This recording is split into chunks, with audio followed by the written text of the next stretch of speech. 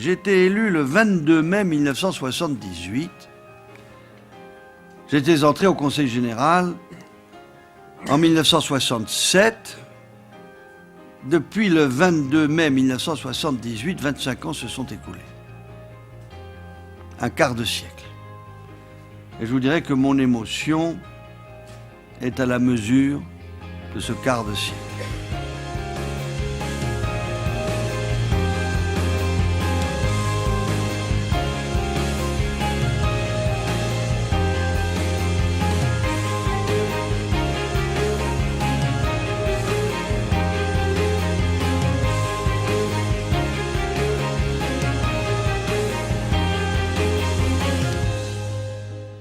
Il me semble que nous avons relevé 3 défis.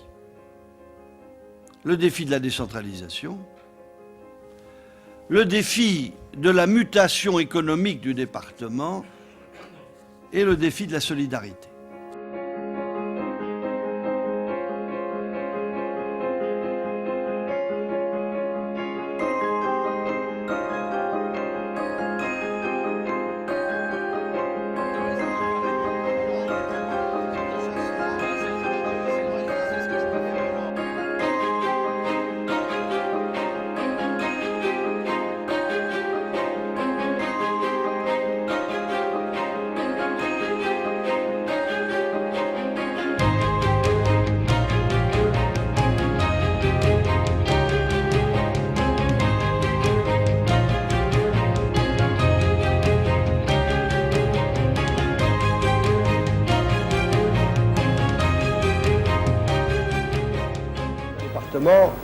Essentiellement rural, et nous le resterons.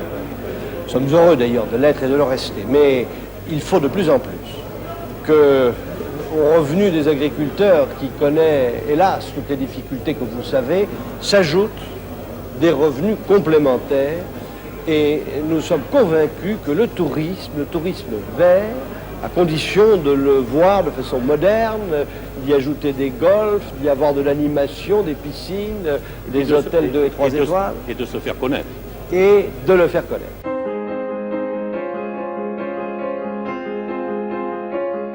Et l'idée est d'animer le château plutôt que de le reconstruire. Philippe de Villiers.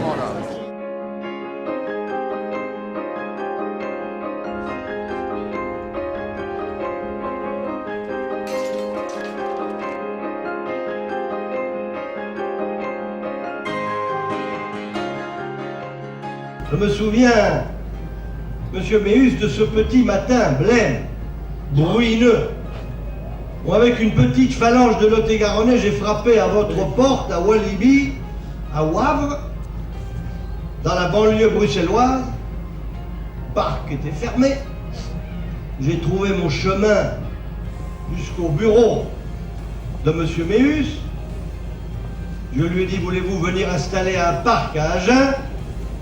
Il m'a dit, Monsieur François Poncet, Agen, c'est où?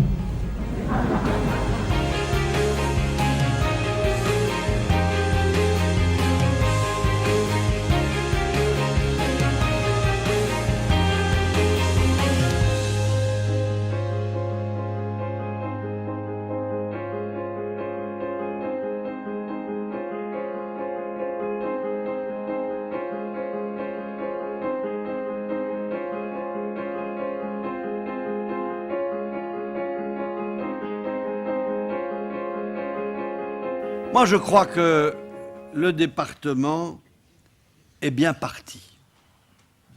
Je crois que, contrairement à un certain nombre de ceux qui l'entourent, il a pris le virage de l'évolution et de la modernité.